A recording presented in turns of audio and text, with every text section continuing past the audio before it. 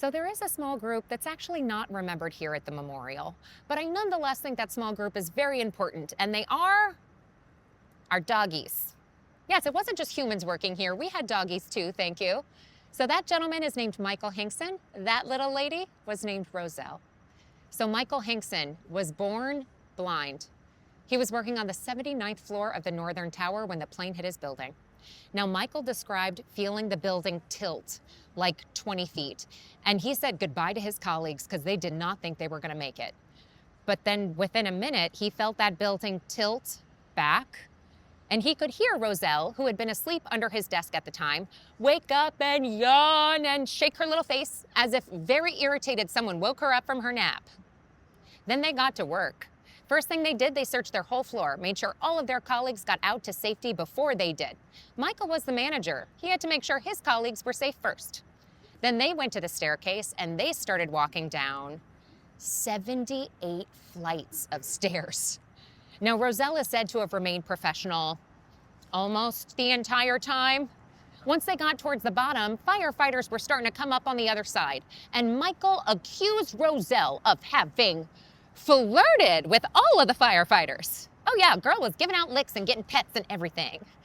Now, they got out of the building moments before it fell, but when I say moments, I mean moments. They had not reached safety when the building fell behind him, knocked Michael off his feet. But he still had hold of Roselle. So he was calling to her, right, right, right, thinking there has to be some sort of safety somewhere to the right. But Roselle stopped. It was the first time all day that she had disobeyed him. But they were partners. They trusted each other. He called it intelligent disobedience. So he reached for where she stopped, and he felt a subway pole. He reached with his foot, and he felt stairs down.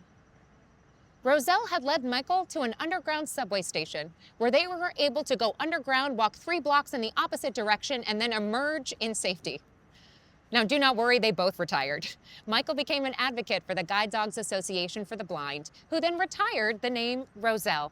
So that Roselle will always be the very best Roselle from the Guide Dogs Association for the Blind.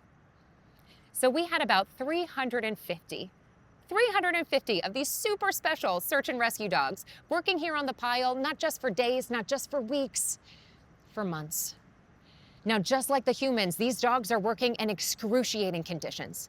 They were getting burns and cuts on their feet. That toxic soot was getting in their eyes. They would need them constantly flushed. And these dogs would sometimes get so dehydrated, they would require more than 1 IV in a day.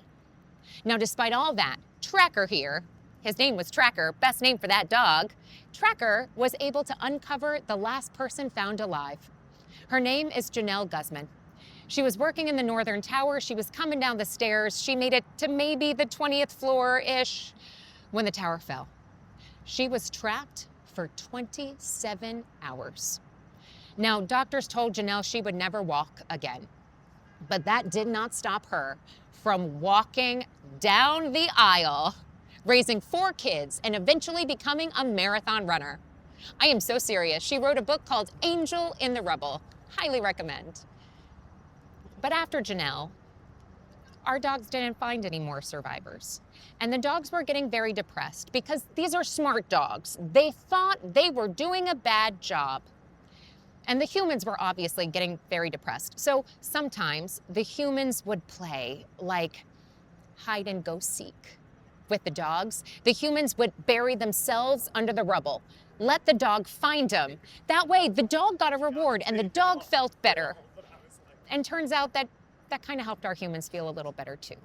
So these dogs really were playing double duty, not just search and rescue, emotional support.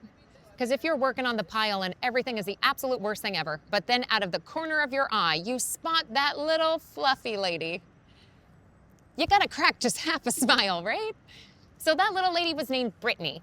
This was Brittany's very first search and rescue mission. Now, don't let the picture fool you. Like the other dogs, Brittany worked 16-hour days, 8 days in a row before she got a single day off. So she was absolutely allowed to sneak in little naps. So Brittany and her partner went on to have an incredible career. They served in over 150 more search and rescue missions, including Hurricane Katrina in New Orleans. Now, Brittany retired from search and rescue at the age of 9. Well, she semi-retired. She had an encore career. Brittany was a teacher at a school. She taught first grade. She let first graders read to her, and she would give them confidence and sometimes cuddles. So Brittany was the last. She was the last of our super special 9/11 2001 search and rescue dogs to pass away. She died at the age of 16, which is very good for a Goldie. But before she passed away, to celebrate her sweet 16, Brittany came back to New York City, and girl was greeted with the absolute hero's welcome she deserved. She was picked up from the airport in a limousine. When she was driven through Times Square, Brittany saw her name in lights on those billboards all over Times Square. She was presented with a special Tiffany's Made charm for her collar, which was a key to the city's dog parks. She stayed in a luxury hotel at Central Park South, where she was given gourmet hamburgers, a specialty doggy birthday cake made entirely of bones, surrounded with thousands of toys, and celebrated for being just the best baby good girl ever. Now, on Brittany's very last trip to the vet, I imagine it was very difficult. I also think it was really beautiful. Some of Brittany's fellow first responders came out to give her a very honorable, a very proper, and a very dignified farewell. So I am sometimes asked why these incredibly special dogs are not honored here at the memorial. For the most part, these dogs are celebrated in their home state. So for instance, Brittany has a lovely sculpture of herself in Cypress, Texas, right outside of PetSmart, where she would want to be.